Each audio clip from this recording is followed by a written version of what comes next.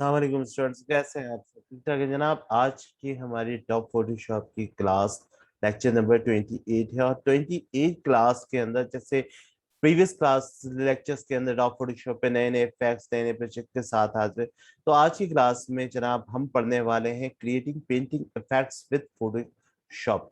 इससे previous classes में मैंने आपको पेंसिल स्केच बनाना बताया था कि पेंसिल स्केच कैसे है। आज मैं आपको कलर्स पेंटिंग इफेक्ट्स बनाना बताऊंगा किसी भी इमेज के ऊपर, यानी कि किस तरह से इमेज पे, वो मैं आपको एग्जांपल दिखा। तो जैसे ये एक मॉडल है, इस तरह से यहाँ पर आपके सामने पेंटिंग इफेक्ट्स बनी हुई है। तो ये किस तरह से आप बनाएंगे, इसको और ज्यादा अच्छे तरीके से बनाने की कोशिश करेंगे हम। तो आज की जो हमारी क्लास है वो लेक्चर नंबर 20 इफेक्ट्स है। और 28 क्लास में हमने क्या पढ़ना है? पेंटिंग इफेक्ट्स विद फोटोशॉप इन उर्दू। चलो चलाइए, अब क्लास को स्टार्ट करते हैं। देखिए, सबसे पहले आपने अपनी क्लास को स्टार्ट करने से पहले इस इमेज को आपने कर लेना है क्लोज। ठीक है, आप स्टेप बाय स्टेप जैसे मैं बताता जाऊंगा, इसमें बहुत सारे फिल्टर्स यूज होंगे, सारे कॉन्सेप्ट इसके अंदर मैं यूज करूंगा। तो इसको अच्छी तरह से नोट डाउन करके देखिए। सबसे पहले आपने क्या करना है, फाइल पर जाना है और आपने जिस इमेज के ऊपर आपने पेंटिंग के फैक्ट्स बनाना है, आपने उस इमेज को ओपन कर लेना है। ठीक है, जैसे यहाँ से ये इमेज है, आपके सामने ये इमेज आ रही है। तो कोशिश कीजिएगा थोड़ा इमेज जो है वो उसके इमेज थोड़ा सा हाई डेफिनेशन पे होने चाहिए। और इमेज की जो कलर की शार्पनेस है वो बहुत ज्यादा इफेक्टिव होनी चाहिए, तभी आप बहुत अच्छी तरह से आप पेंटिंग इफेक्ट्स बना सकते हैं। तो सपोज मैंने ये तस्वीर ली है, मैं इस तस्वीर के ऊपर, इस मॉडल के ऊपर पेंटिंग इफेक्ट्स बनाऊंगा। तो सबसे पहले पेंटिंग इफेक्ट्स बनाने के लिए पहला स्टेप क्या है कि अभी ये बैकग्राउंड पे पिक्चर्स है ना, तो मुझे क्या करना है, इस पिक्चर की डुप्लीकेट लेयर बनानी। तो राइट क्लिक करके नॉर्मली मैं डुप्लीकेट बना लेता हूँ। तो मैं इसको कॉपी कर लेता हूँ। ठीक है, कॉपी वन का नाम दे देता हूँ। ठीक है, सबसे पहले कॉपी करने के बाद ये मैंने इस इमेज की कॉपी कर ली। कॉपी करने के बाद सबसे पहले मैंने इमेज पे जाना है। इमेज पे जाके फर्स्ट स्टेप बता रहा हूँ ये, कि पहले ओरिजिनल पिक्चर्स को ओपन करना है कैनवस के ऊपर। कैनवस करने के बाद उसकी डुप्लीकेट बनानी है। डुप्लीकेट बनाने के बाद आपने एडजस्टमेंट पे जाना है। एडजस्टमेंट पे जाने के बाद आपने सबसे पहले क्लिक करना है इमेज। ठीक है, इमेज एडजस्टमेंट और शेडो एंड हाईलाइट के ऊपर क्लिक करना है।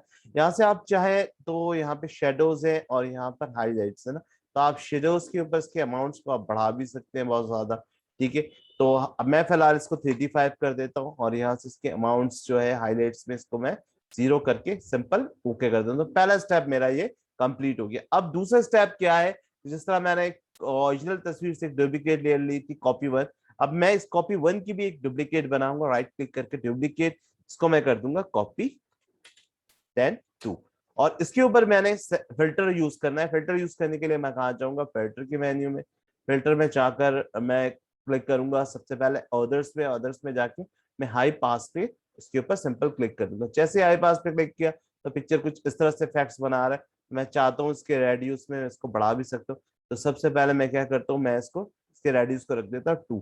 2 करने के बाद सिंपल सेकंड स्टेप में मैंने ओके कर दिया। ओके करने के बाद ये पिक्चर कुछ इस तरह से हो गई। ठीक है, तो मैंने इसके लेयर्स मोड पे जाकर इसके मोड को क्या कर देना है, चलना ओवरले कर देना है। जैसे ही ओवरले करूंगा तस्वीर मेरी पिक्स कुछ इस तरह से हो जाएगी। जैसे ही ओवरले किया, अब ओवरले करने के बाद मुझे क्या करना है, कॉपी वन वाली लेयर के साथ जो कि मैंने जिसके ऊपर इमेज इफेक्ट्स में शेडो लाइट्स यूज किया हुआ था, उसके साथ मैंने इस इमेज को क्या कर देना है, सिंपली सेलेक्ट करके मैंने इसको कंट्रोल ई से मर्ज कर देना। मर्ज करने के बाद ये तस्वीर कुछ इस तरह से आ रही है, कॉपी टू के नाम से। ठीक है, उसके बाद मैं वापस आऊंगा दोबारा फिल्टर्स के ऊपर, फोर्थ स्टेप जो है मेरा। ठीक है, फोर्थ स्टेप में आके मैं फिल्टर्स पे क्लिक करूंगा। फिल्टर्स में जाऊंगा मैं सबसे पहले कहा, शार्पनेस में। शार्पनेस में जाने के बाद मैं अनमास्क शार्पनेस पे सिंपल क्लिक कर दूंगा।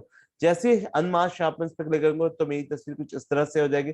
यहाँ पे 3 ऑप्शंस दिए हुए गए हैं, अमाउंट, रिड्यूस एंड थ्रेशोल्ड। तो अमाउंट को आप चाहें तो बढ़ा भी सकते हैं, लेकिन यहाँ पर मुझे अमाउंट फिलहाल 100 रखना है। ठीक है, इसके रेडियस जो है, इसके रेडियस को 2.0 रखिएगा पिक्सल्स में, और थ्रेशोल्ड को 0 करके आपने सिंपल ओके कर देना है। ये आपने शार्पनेस फिल्टर्स में से अनशार्पनेस मास्क यूज किया। उसके बाद अगला स्टेप क्या है, आपने दोबारा फिल्टर्स पे जाना है, यानी स्टेप नंबर 5।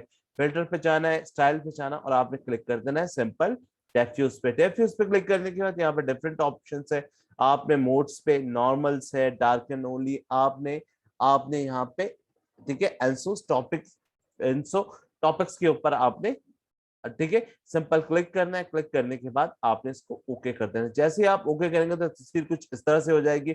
उसके बाद आपने कुछ भी नहीं करना, आप इसको रोटेट करके तो मल्टीपल टाइम इसको फिल्टर यूज करना है। आपने इमेज रोटेशन पे जाके इमेज को 90 डिग्री पे क्लॉकवाइज पे आपने इसको रोटेट करना है और यहाँ से आपने कंट्रोल एफ प्रेस कर देना है।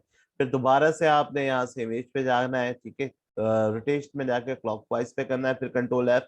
मैं कंट्रोल एफ इसलिए कर रहा हूँ कि जब जब मैं फिल्टर यूज करूंगा, लास्ट फिल्टर जो भी इफेक्ट यूज करता हूँ वो फिल्टर के टॉप पर आ जाता है कंट्रोल एफ में। तो ठीक है, मैंने कर दिया है। दोबारा से मैं इसको जल्दी जल्दी से मैं क्लॉकवाइज में चारों तरफ से कर लेता हूँ, कंट्रोल एफ। उसके बाद दोबारा से मैं इसको मूव करके इमेज, ठीक है, सॉरी, रोटेट, रोटेट क्लॉकवाइज करके फिर दोबारा से मैं कंट्रोल एफ कर लेता हूँ। ठीक है, कंट्रोल एफ करने के बाद अब मुझे अगला स्टेप क्या करना है? अब अगला स्टेप मुझे करना क्या है? मुझे फिल्टर पे जाना है। मैंने जाना है कहाँ पर? नॉइस में, और नॉइस पे जाके मैंने कहाँ करना है? रिड्यूस नॉइस पे क्लिक कर देना। जैसे रिड्यूस नॉइस पे क्लिक करना है, अब रिड्यूस नॉइस पे क्लिक करने के बाद यहाँ पे ऑप्शन है। सबसे पहले यहाँ पे देखिए प्रीव्यू बेसिक है, डिफॉल्ट आपने रखना है। डिफॉल्ट पे इसकी स्ट्रेंथ को 10 रखना है। ठीक है, आपने इसकी प्रेस प्रिजर्व डिटेल्स को 0 रखना है। आपके रिड्यूस ऑफ कलर्स को 0 रखना है। शार्पनेस को 0 रख के आपने सिंपल इसको ओके कर देना। ओके करने के बाद आपने सिंपल क्या करना है? आपने सिंपल आपने यहाँ पे एड्रेसिव कर दिया। उसके बाद दोबारा आपने फिल्टर पे आना है। फिल्टर पे जाके आपने 7th स्टेप पे शार्पनेस में जाके, शार्पनेस में जाके अनमास्क शार्प कर देना है। ठीक है, उसके बाद अनमास्क शार्पनेस पे क्लिक करने के बाद आपने इसको वैसे ही 100%, 2.0 और 0 रखकर, ठीक है, यानी अमाउंट उसकी क्या रखना है? अनमास्क शेप मास्क की अमाउंट आपने 100 रखना है, रेडियस 2.0 और थ्रेशोल्ड आपने 0 रखना है और आपने सिंपल क्लिक कर देना है, ओके कर देना। ओके करने के बाद आपने जनाब स्टेप नंबर 8 में क्या करना है? इसको बनाने के स्टेप नंबर 8 में आपने सिंपल कर देना है कंट्रोल जे से डुप्लीकेट। डुप्लीकेट करने के बाद आप दोबारा से फिल्टर पे जाएंगे। आप जाएंगे यहाँ से ओदर्स में, अदर्स में जाके हाई पास पे क्लिक करेंगे और इसके अमाउंट्स को 2.0 करके आपने ओके कर देना। ओके करने के बाद वैसे ही आपने इसके कलर मोड्स में जाना है और इसको ओवरले कर देना। तस्वीर कुछ इस तरह से आ जाएगी। देखिए अभी ये तस्वीर हमारी थोड़ी सी, इसकी साइज छोटी थी और इसकी हाई डेफिनेशन में पिक्चर नहीं थी। नॉर्मली पिक्चर्स की साइज क्या है मैं आपको दिखाता हूँ। ये पिक्चर की नॉर्मली स्कैन पेज की साइज हमारे पास कितनी है? ये 378 है और 429 की विड्थ और हाइट है। तो यानी कि पिक्चर बहुत ज्यादा छोटी थी, इसकी वजह से मैंने इसके ऊपर फिल्टर यूज किया तो इसकी आंखें अजीब सी हो गई है ना, यानी कि ड्रॉ करने में। तो आप कोशिश कीजिए जब भी किसी भी पिक्चर्स पे काम करें तो एक हाई डेफिनेशन, कम से कम उसकी साइज जो होनी चाहिए वो तकरीबन 1500 से अब उसकी पिक्सल रेट होनी चाहिए। उसके बाद जब यहाँ तक आपने काम कर लिया, करने के बाद आपने यहाँ से सिंपल एक न्यू लेयर लेना है। न्यू लेयर लेने के बाद आपने यहाँ से जाना है जनाब ब्रशेस में। ब्रशेस की साइज को आपने यहाँ से बड़ा कर लेना है। यहाँ से देखिए मैं इसको छोटा कर लेता हूँ ब्रशेस की साइज को। ठीक है, छोटा करने के बाद, ठीक है, वो ज्यादा बड़ा कर लेता हूँ, कंट्रोल माइनस से मैं इसको थोड़ा छोटा कर लेता हूँ। यानी इतना बड़ा करना है ताकि ये इसके कैनवस के ऊपर आए। तो यहाँ से फर्स्ट कलर जो है यहाँ पे, यहाँ से मैंने इसको यहाँ से आपने पिंक सेलेक्ट करना और पिंक सेलेक्ट करने के बाद आपने सिंपल इसको यहाँ पे लाके क्लिक कर देना है। ठीक है, क्लिक करने के बाद आपने फिर दोबारा से यहाँ से मैंने सेलेक्ट करना है आपने रेड कलर और यहाँ से अपने इसके बीच में भी रेड कलर को क्लिक कर देना है। क्लिक करने के बाद अब ये तस्वीर कुछ पिक्चर पे इस तरह से आ रही है। आपने इसको भी यहाँ से आके आपने क्या कर देना है? सिंपल क्लिक करके कलर मोड्स में इस लेयर के भी आपने इसको ओवरलैप पे क्लिक कर देना। तो ओवरलैप में कुछ इस तरह से बनेगी। आपने मूव टू सिलेक्ट करना है और यहाँ से इसकी ओपेसिटी कुछ 50% पे ले जाकर रख देनी है। तो ये जनाब आपका पेंडिंग इफेक्ट कंप्लीट हो गया।